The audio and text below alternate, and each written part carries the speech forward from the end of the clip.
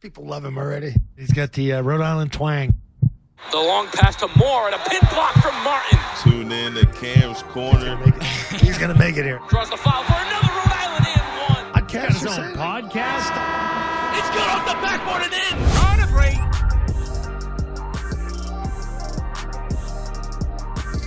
All right, episode 116. We're back in Cam's Corner, back in the booth, back behind the mic. It's been a minute, but just had 115 with Nolan Cooney, former NFL punter.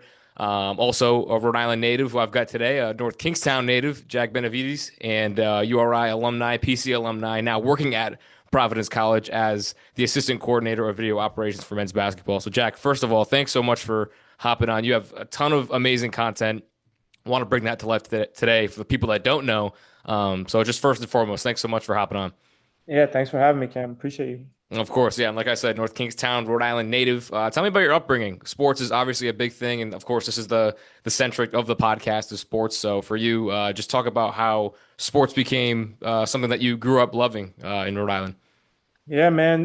Grew up North Kingstown, like you said. Obviously, played soccer for the better part of, 13, 14 years. Was always a competitive soccer player. Shout out Ocean State Soccer. And then, yeah, honestly, when I got to high school, I wasn't really in athletics that much. I was kind of overweight, like at 230. But, my friends kind of inspired me to lose like 50 pounds. In my senior year, I played varsity football with North Kingstown High School. We won Division I Super Bowl that year. And then going to college, I obviously went to URI. Our time overlapped there. Shout out Harrington School of Communications and Media. Yeah, it was a good time there. I was in Theta Chi, the fraternity, and I kind of found my love for like digital media and like printing clothing basically there. So I was doing a lot of print on demand, drop shipping stuff with a lot of the basketball players there. Um, and I always like Matt Durkee. He was a big name back there. Like I was like, yo, Matt, can you make this video for me? Like, and he would always help me out. And I had all these connections. I was like, what happens if I just picked up a camera and like just started there? So I did that. I didn't really do well in the fraternity, honestly, because my sophomore year, I think my GPA was like a 1.6, 1.7. I was almost in danger of failing out because I just wasn't really doing too well in the classes. I wasn't really focused on school too much. But when I switched my major and picked up the camera, it's like something clicked. I really loved it. I love being a part of the game and, being behind the lens and like a storytelling aspect. And just being able to be right there on the baseline after being a former player, it kind of gave me the same adrenaline as like I was in the game almost. I'm like, wow, this is different. Like I just pick up a camera, as you know, you're in sports. You're like, Yep. I pick up a camera and I'm on the baseline now. I'm basically in the game. Like at that Yeah. point. So, I obviously started. I wasn't good at all. My stuff was trash for the better part of a year, but I just kept working, man. I just kept putting the time in. And then Josh Paiva, that was somebody who really inspired me too from the Harrington communication. Like I just saw what he was doing. He got his thing with men's basketball and took his own lane at URI. And he really, really inspired me. I was like, I had a couple classes with him and we would share stuff. And about my junior year, I remember I was like reaching out to Slam. I was like, yo, like I want to shoot this Providence Creighton game. Like I just kept DMing them, like unsend, resend, like just kept.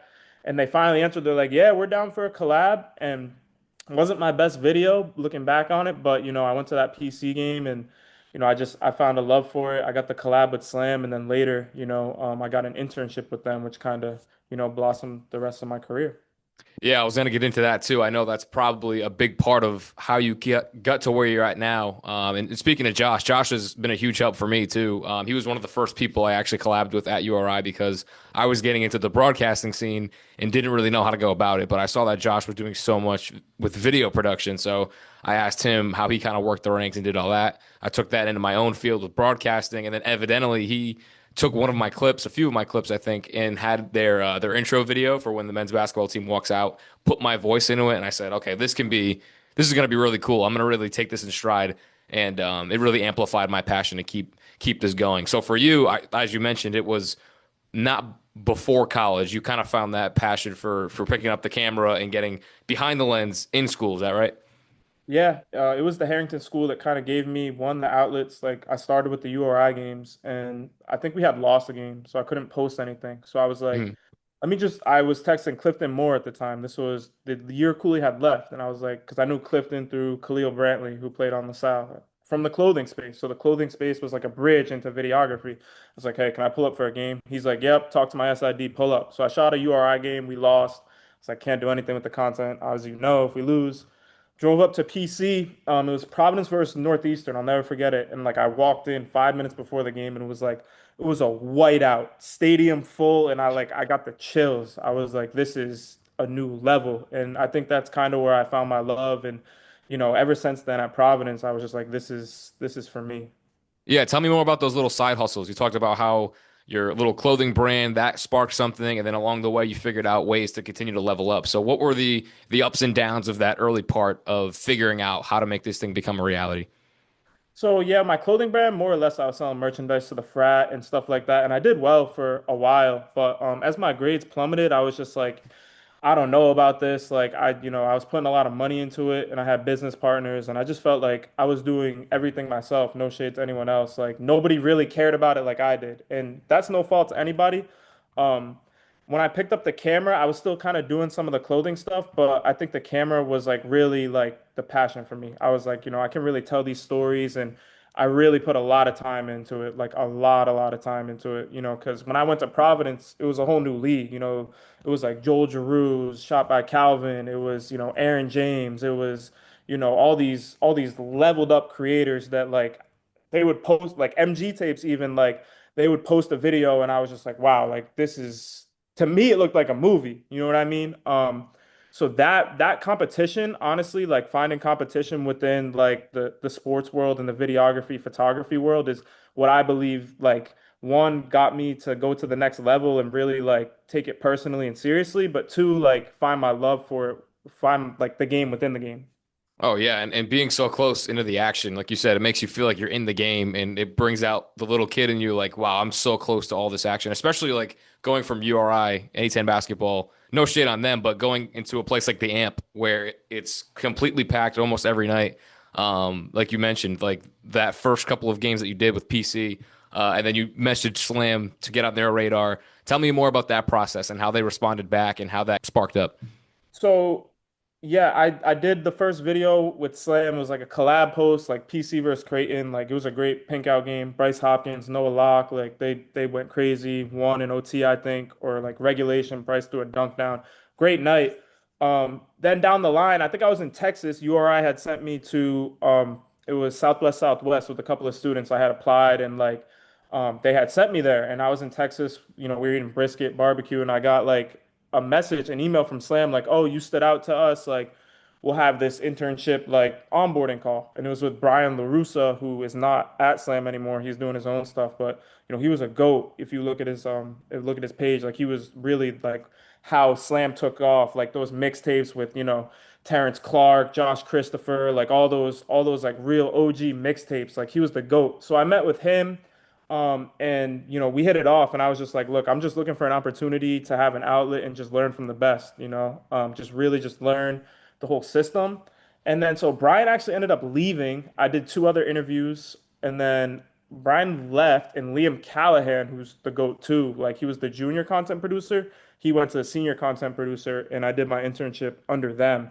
And that to me was a transformative experience. One, because it gave me an outlet to post my work to a broader audience that is authentic, like Slam. Slam, I think, is the most authentic voice in the game. When you look at the covers, like Jordan, Kobe, like you name it, AI, like that, some of the issues they have are just legendary. And so, that taught me a lot going out to Long Island City, their headquarters, just being around those types of people who, NBA players coming through for shoots all the time. Like it was just a different level of exposure.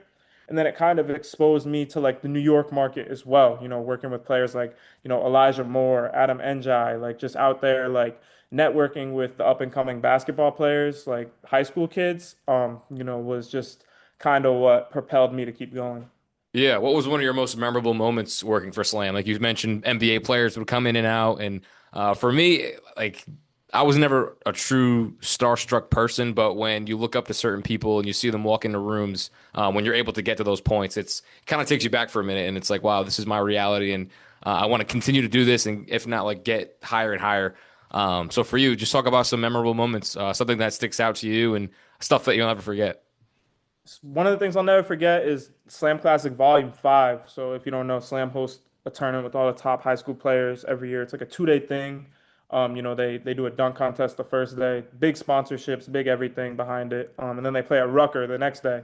So Volume 5 had like Cooper Flag, Trey Johnson, like it had everybody, Jaleel Bethia, Dylan Harper, like VJ Edgecombe, like it was all the guys are in the NBA now. And Cooper hit like a game tying shot. Like it was like a movie. Like AJ DeBanza was in there too. Like he hits a game tying shot to send it to OT and then win. And in the moment, I was like, this is crazy. But when I look back on that footage, I'm like, wow, I really captured a moment that like is timeless. Like, people are like, oh, remember when Cooper hit that shot at Slam?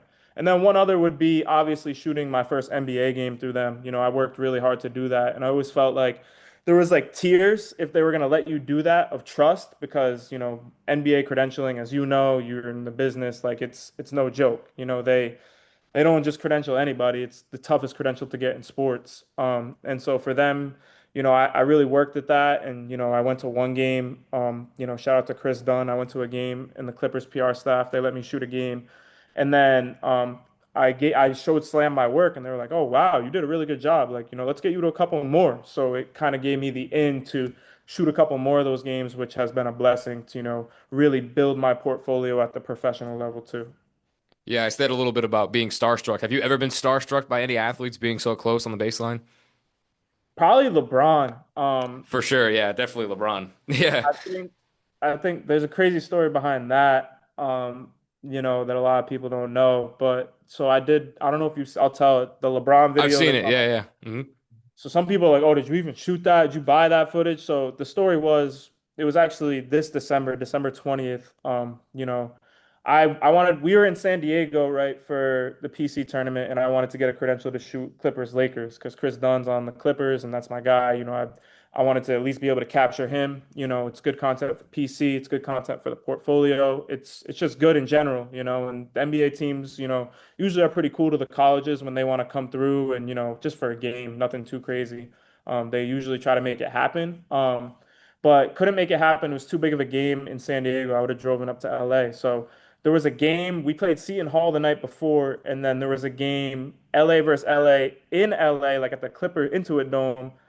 And I was like, is there any way I could get to that since you guys are hosting? And they were like, yes. So on a whim, that was when LeBron like had sciatica, so I didn't know if he was gonna play, but I was like, this is too big of an opportunity to pass up. So I booked a trip out there, like 24-hour trip, like round trip flight, like got a hotel, like paid for everything just for the opportunity.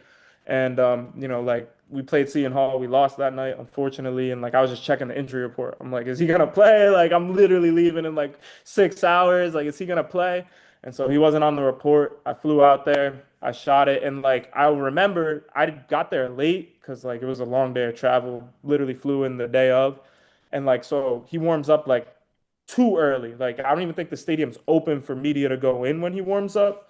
So I didn't get his warm up, but I got him like running out. I was like looking in my viewfinder and I looked, I'm like, nah, this is real. Like that was I was starstruck in that moment for sure. I was like, wow, this is crazy.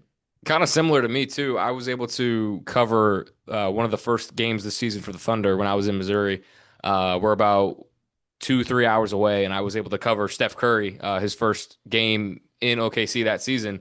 And same thing with him. He was sick, so he missed the last 3 games due to an illness.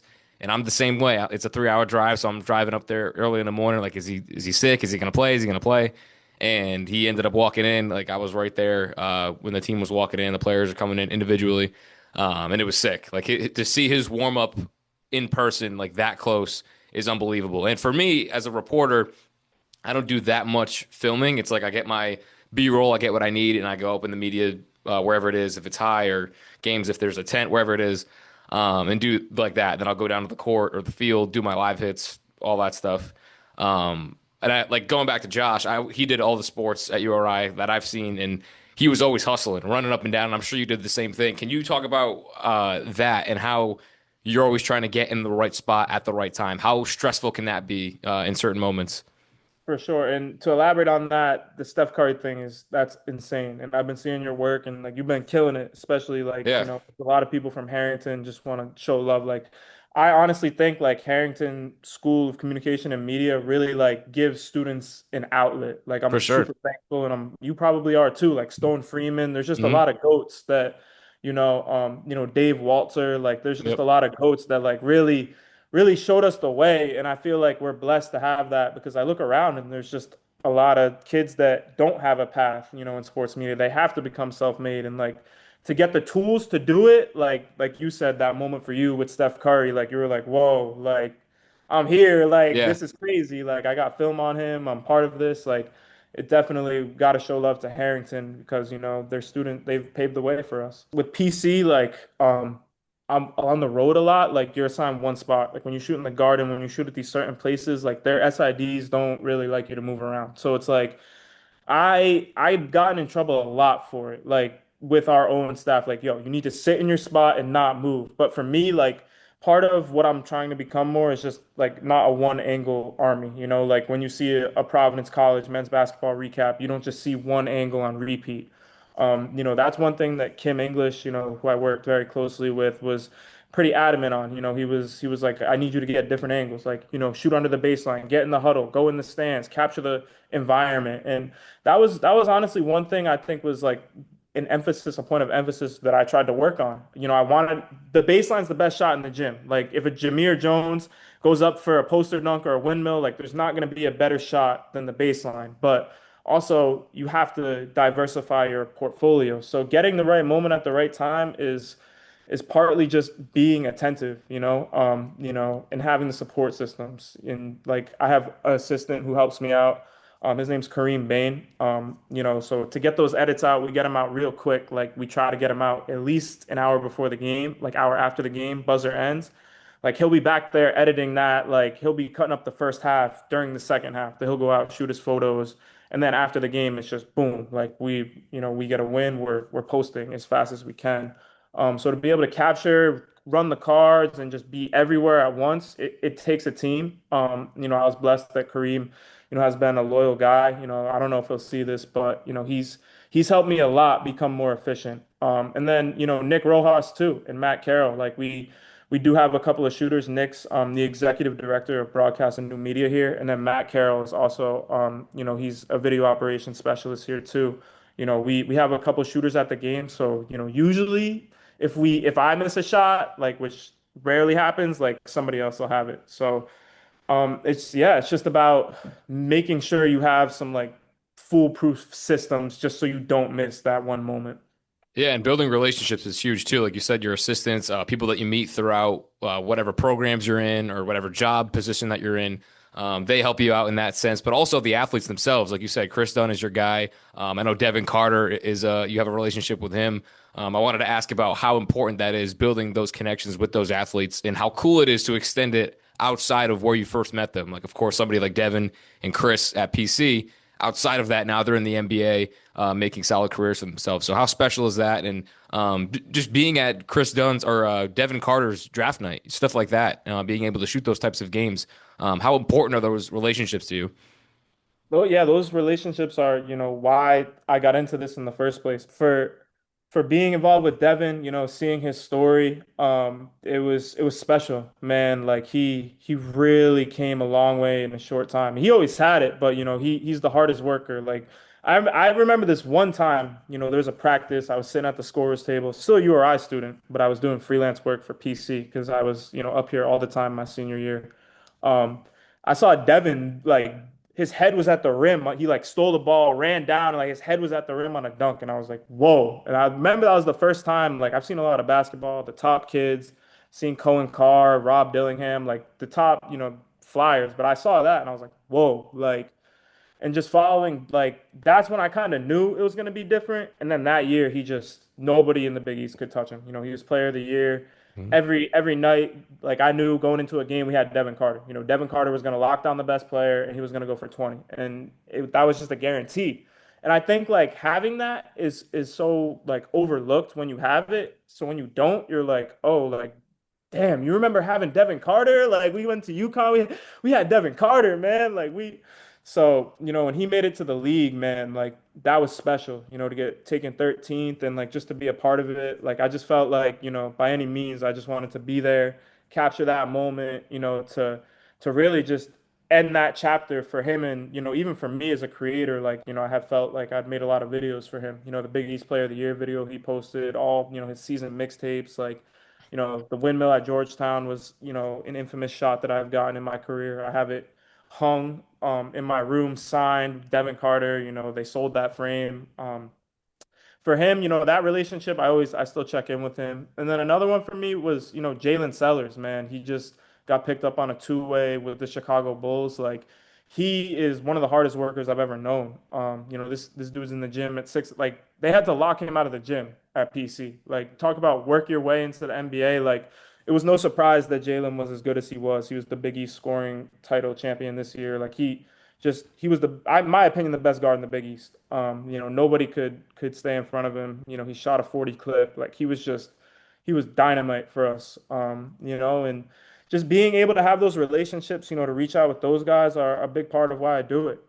Tell the stories of them, and being able to learn from them and apply their mentality and work ethic into my own life. My creative ambitions. If they can do it, I believe I can do it. So, just having those connections, like, you being in the industry, having those people to reach out to and, call on for advice and whatever, it's really a blessing. And it's honestly one of my favorite parts of, what I do. Yeah, I mean, early on for me, growing up was the Mazzulla family. Coach Dan, Joe Mazzulla was his son, and his dad Dan was my biggest mentor growing up playing sports. Coached me all throughout high school, middle school, and his son Justin, of course, is a big mentor for me too. Going to Missouri, halfway across the country, and from Rhode Island, like he was a big part of helping me out and figuring all that stuff out. Because even when I was getting ready for my senior year, I had an intern or an interview with Utah Jazz, so he was already there as a video coordinator.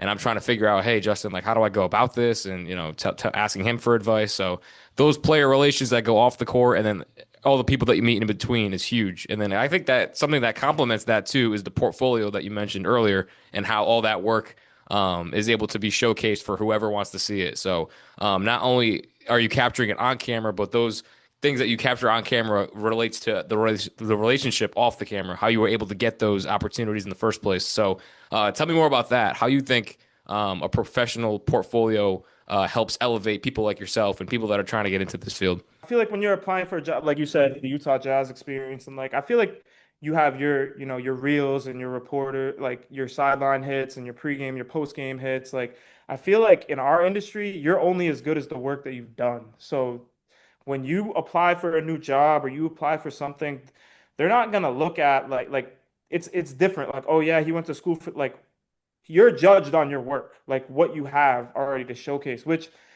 I like about it, like if you really have put in the work, then it's going to show for the people that want to see it. So, building a portfolio is, I think, the number one thing that any creative can do. And exactly that. Yeah, exactly. And coming up on the last few questions here, I got, of course, going to URI, being a freelancer for PC during that time, that definitely sparked your passion for wanting to go to PC as a full-time student, get your master's and all that, which is amazing. And you worked your way up to assistant video coordinator now. Just tell me more about that process with PC and how you had to climb the ranks, where your relationship started when you were still at URI, and again, just how you got the current role that you're in right now. Yeah, man, it was so. This is my favorite story. So I told you about the Northeastern year, the Cooley year. So Yep. Cooley, I shot all the home games that year. I found the way in. The players were cool with me. I was making mixtapes for Devin, Noah, Locke, Clifton Moore, like Jared Bynum, like basically, Alan Breed at the time, like basically everybody on the team. And so Cooley leaves, right? And Kim comes in, and I was still in there. Ed Croswell even too, like Ed, like, hey, you shoot my draft video, and then I was like, Devin, like if you're staying, like can we do an end of the year video? So I was really just in there a lot, like just a kid with the camera in there, no relation to the department whatsoever, like just freelance was just in there. So I had the slam thing going on too, so that gave me a little bit of brand credibility. And I made a really and Jaden Pierre too. I'm remiss if I don't mention him. That's my guy. First Mhm. ever mix I've ever dropped. So having that core, I think Devin, Jaden stayed that year, which was pretty big. The one-on-one thing, Jaden and Kim. And so Nick Rojas, who I mentioned earlier, I called Nick because he runs the show here, and I was just like, hey Nick, like there's any way I can help out, like I would love, a chance. I think, my work's elevated with Slam, and I think that I can really help you guys out here. And so he put me in front of, his boss, and we had a meeting, and they gave me recruitment shoots. So the staff wanted Kim English came in with his staff and they wanted to do recruitment shoots. So I would start with recruitment shoots. We had all these like Jeremiah Fears, we had Mikel Brown Jr., Nas Cunningham. Like we had some big time recruits come in. Bryson Tiller, Jameer Jones, obviously, like got to do a lot of shoots and build that credibility. And so I was around a lot, and then they trusted me to shoot some practices. So Kim's like in here. It's kind of like a fresh house. Like I built a relationship with Kim. And I got an all access pass for that season. So I could go in the locker room, film everything that I shot, I could make, but gave them the content when they needed it. And then so they offered me a graduate assistantship with video ops after that year. I think, they had a good year, went to the Big East tournament, stuff like that, made it to the semifinals. Lost to Marquette there. I was there. It was a great game though. And then basically after that they offered me a GA. So we were doing the groundwork, and I was doing all other sports. So it was like field hockey, saw it was everything. Like it was all sports. So my relationships kind of came into play there because the first month, like that we getting a lot of revisions on the content. We were spending more time revising the content than really putting it out. Like really, so they were like, let's put you down there, let's have you primarily focus on men's basketball. You'll travel with the team, and like we just want you to focus on men's basketball. And I obviously helped out with other sports, but that was my primary focus was men's basketball in my first year as a GA, which was a huge adjustment. Like I was there when I did that, man, like I lived at this facility. Like I was here till midnight every night, like just getting content out, just trying to do my best. And it was really a growth year because I knew I didn't put out my best work looking back on it because I just didn't have a feel for it. I was kind of nervous talking to Kim. Will he like it? Will he not? But after that first year, really building that relationship and like, being around everybody, my second year I came in it and attacked it. I was like, I'm comfortable. Kim let me run with it. I had a great relationship with him, did the summer. And then the season came, and we were in a flow. The off-season content came out really good, and like I had good relationships with all the guys, so that maximized what I was able to get. And so after this year, I was on the tarmac, and I think we were going to Butler or something. Yeah, it was December. We were going to Butler, and Steve Napolillo was like, "Hey, like." Just walks by me. He's like, "Hey, like, great job. And by the way, I want to keep you on after this year." So I'm like, "Oh, like, okay." I'm like, just dropped that and walked away. I was Mhm. like, I called my parents. I'm like, "Yo, like they want to keep me on." Like, so it was a long process. Obviously with the coaching change and everything like that. Like when Coach Hodgson came in, like I didn't know if they were gonna bring their own guy. They have a big staff. But was able to, really hit it off with them in their recruitment. All the recruit videos, like the Dink Pate, Miles Bird stuff. I was able to get in on the ground floor and just prove to them, and still am proving to them, that I can tell the vision of their brand, and not waver and bring it to life, because that's my job, is to just tell the story, right? And yeah, man, have, been just working every day. And I started June 22nd, which was last week officially. I was in doing all the videos and stuff, but I wasn't official. But then officially, like everything was good to go on June 22nd. So it's a new chapter, man. And I'm blessed and grateful to Providence College for just believing in me, and a young kid who really cares about this. How excited are you for the next season? What's in store? What are some plans, some new things that you're trying to set the foundation for now? Man, I'm excited, man. Friday I've been working on this video that it's simple, but I'm just trying to, be more creative this year. Get different perspectives, and just kind of go away from what I've traditionally done.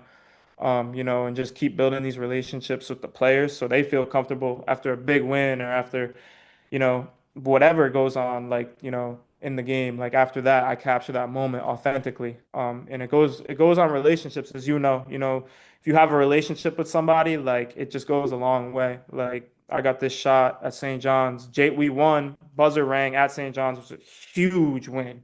And then Jalen threw down a windmill and like stared in the camera, and like I was like, yo, like after I was like, yo, look at this, like thank you. He's like, that was for you, bro. Like that was so that for me is like it goes back to relationships that are built in like the off season, if I'm not filming, a practice and like I'm in here, like I'll catch a couple rebounds past like, just being a team player, going beyond your role.